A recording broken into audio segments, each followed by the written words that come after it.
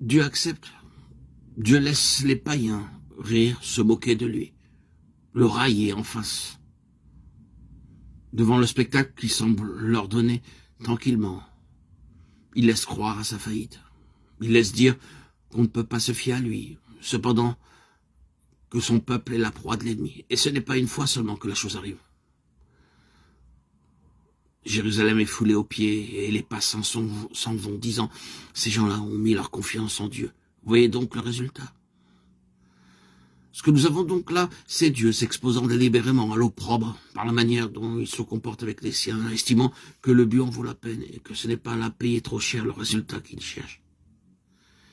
Qui prétendra sonder les voies de Dieu? C'est toujours une erreur que de les apprécier suivant nos critères humains. Une catastrophe peut fondre sur nous, sans qu'il juge à propos de nous en protéger. Pourquoi?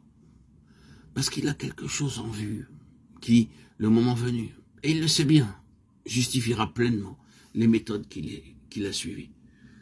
Et force nous sera de reconnaître alors que ce que nous prenions pour une faiblesse de sa part est au contraire une preuve de sa puissance.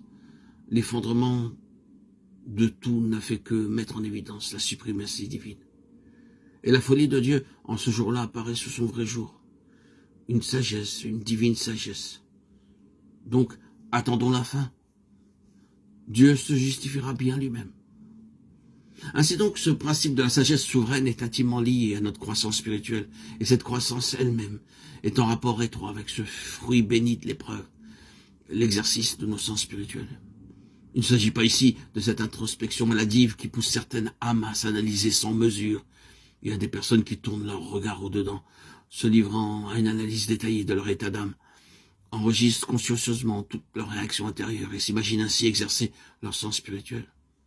Il n'en est rien. Ce à quoi ils s'adonnent là n'est rien d'autre qu'un subjectivisme morbide qui ne peut conduire qu'à la paralysie spirituelle.